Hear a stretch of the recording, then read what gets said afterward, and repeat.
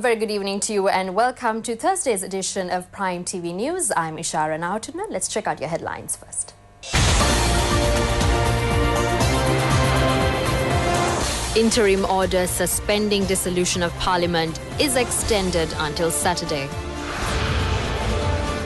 Second highest haul of heroin is seized from Beruwala. Prevailing showery conditions will continue over the island in the next few days. Body of former President Bush brought to Houston for the funeral. Cricket elections will be held on February 7th.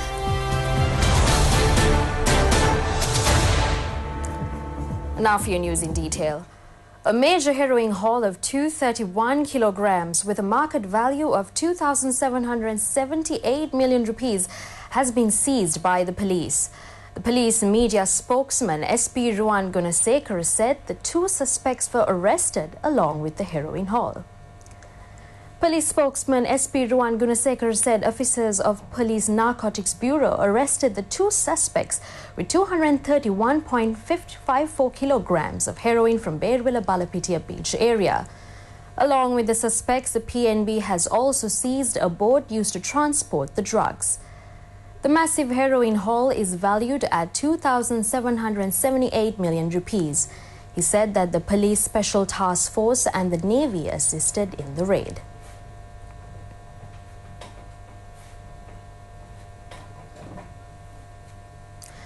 Parliamentarian WDJ Senaviratne has said that the 19th Amendment has been made to include provisions needed for a United National Party Prime Minister to continuously remain in power. He made this reference at a media conference held at the Sri Lanka Poddujana Peramuna head office at Nelu Mawatha. Parliamentarian Mahinda Yapa Abeyewardena also expressed his views to the journalists.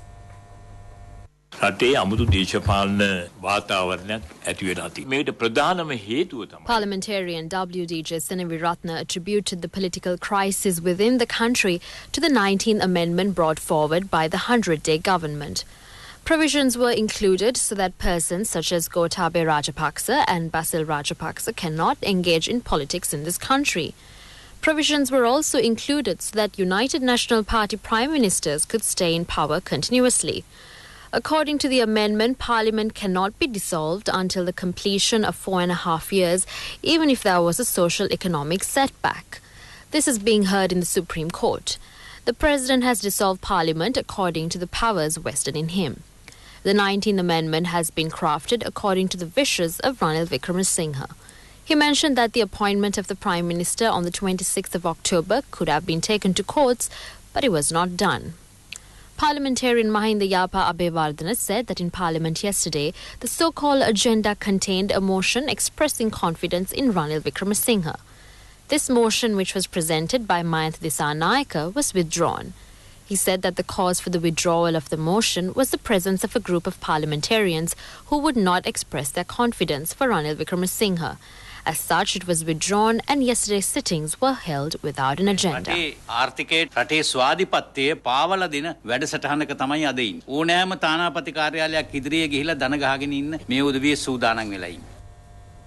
The Supreme Court has extended the interim order issued suspending the Gazette notification issued by the President on the dissolution of the Parliament until the 8th of December.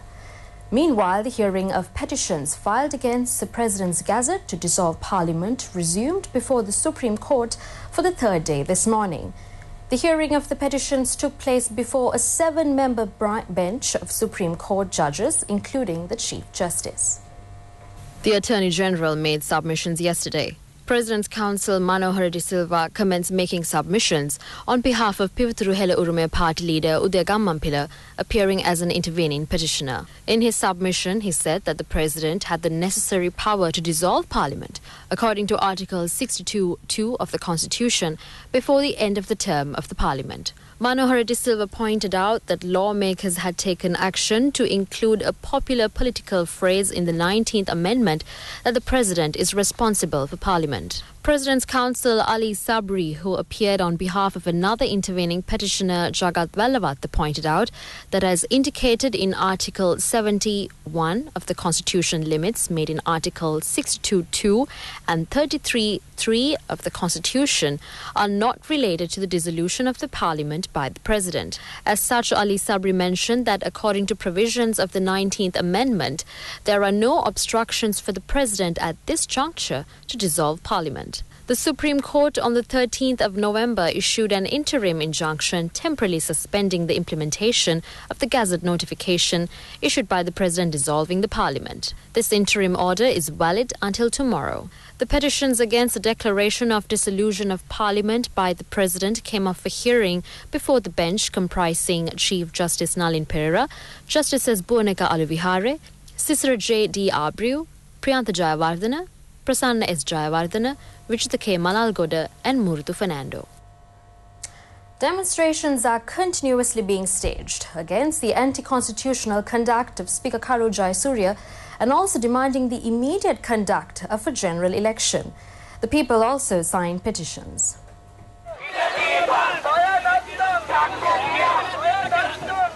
A massive protest march was staged from the Polonnaruwa town to the Kaduruwela town, calling for the conduct of a general election soon. The protest march was joined by a large group, including parliamentarian Roshan Ranasinghe. A Deva Kannalawa was held at the Sinigama Devale to demand the immediate holding of a general election. A petition was also signed with the intention of collecting 5 million signatures. A satyagraha with the participation of members of the Mahasangha, including the president of the Pavindihada organization, the Venerable Muruthettuwe Anandathera, was also held. Another demonstration was held in Verahara, protesting against the conduct of the speaker. It was joined by the Kasbava Sri Lanka Pudujana Peramuna representatives. A petition was signed in Mihintale demanding the immediate holding of a general election. These activities were held under the theme Leave Room for the Sovereignty of the People. The people of Nochiagama and Madhyama Nuwaragam Palata in Anuradhapura inked a petition calling for the holding of a general election. The prevailing showery condition would continue over the island during the next few days due to the low-level atmospheric disturbance in the Bay of Bengal to the southeast of Sri Lanka. The Department of Meteorology said the northeast monsoon is gradually getting established over the country. A low-level atmospheric disturbance had formed in the Bay of Bengal to the southeast of Sri Lanka, and it would be likely to develop into a low-pressure area during the next few days. The Met Department said that showers or thunder showers may occur at times in northern, eastern, north central and Uva provinces and in the Hambantota district. Heavy falls about 100 millimeters can be expected at some places in the central, eastern, Uva, Sabaragamuwa and southern provinces. The Met Department further stated that misty conditions might occur at some places in central, Sabaragamuwa and western provinces during the morning. As there might be temporary localized strong winds during thunder showers, the public were called upon to take adequate precautions to minimize damages caused by lightning activity.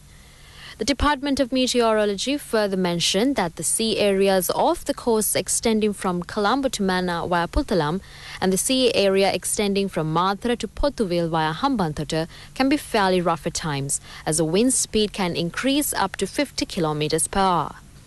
Naval and fishing communities were also called upon to be cautious in this respect.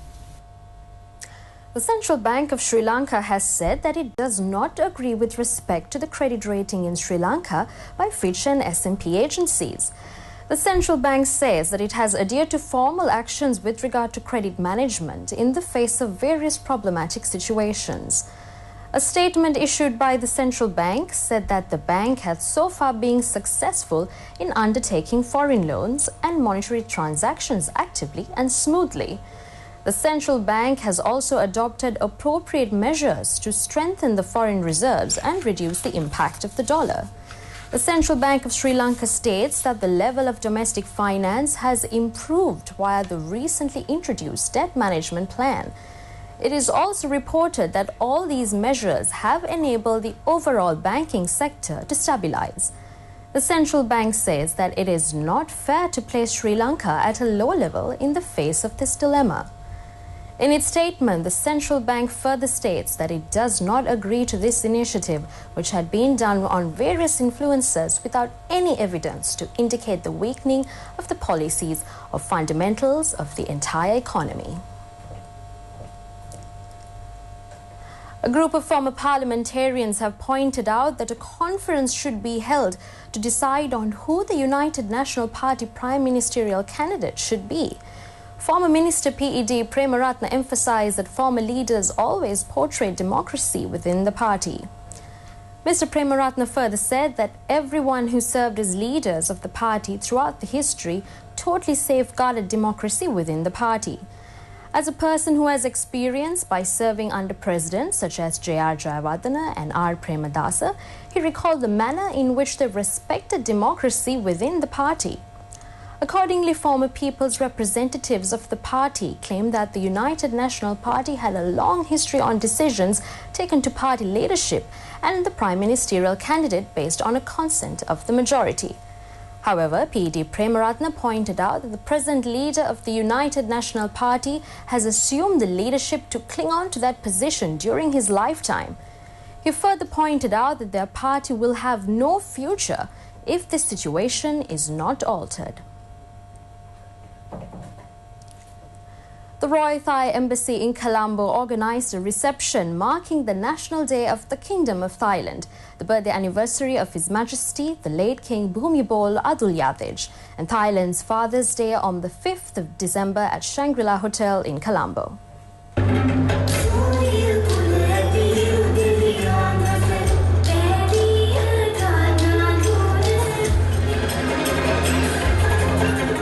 Around 300, including government officials, diplomatic corps, private sector, and the Thai community in Sri Lanka, participated in the event. Chief guest on the occasion was Foreign Ministry Secretary Ravinatha Ariyasinghe. Her Excellency Mrs. Chulamani Chatsuwan, Ambassador Thailand, delivered the inaugural speech. The major event of this year in our relations is the official visit to Sri Lanka of the Prime Minister of Thailand. The visit marked two important milestones in our relations. The first milestone was the launch of FTA negotiations, and the second milestone was the signing of the MOU on strategic economic partnership. We are now working on FTA negotiations, which aims to enhance trade and investment. I am given an unenviable and ambitious trade target to triple trade values between our two countries by the year 2020, from the present level $500 million to 1,500 million US dollar. A few Thai investors have already expressed their interest to invest in Sri Lanka. We hope that with the implementation of this MOU, Thailand can play some part in enhancing human resources here, in enhancing the quality of Sri Lankan products to meet the demanding requirement of consumers, and thus to enhancing Sri Lankan competitiveness and sustainable growth. We recognize and are optimistic of the potential of this country, and that we are committed to work closely with Sri Lanka for mutual prosperity, sustainable growth, and needless to say, long-lasting friendship.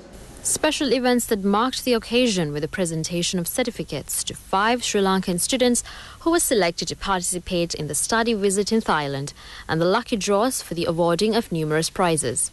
Foreign Ministry Secretary Ravinatha Ariyasinghe also expressed his views. Sri Lanka and Thailand are part of a number of regional initiatives which are aimed at promoting regional cooperation and integration. We are members of the ACD, BIMSTEC, and the ARF. It is indeed an honor for Sri Lanka to be considered first as a partner of the Ayeyarwady Chao Phraya Mekong Economic Cooperation Strategy, and we thank Thailand for this thoughtful gesture. Excellencies, ladies and gentlemen, on this occasion, I wish to deeply appreciate the dynamism and enthusiasm demonstrated by Her Excellency the Ambassador of Thailand in Sri Lanka in furthering our bilateral relations. I am confident that the partnership between our two countries will continue to grow and succeed for the prosperity of both our peoples, and that it would provide an ideal platform for further progress and expansion of ties in the years ahead.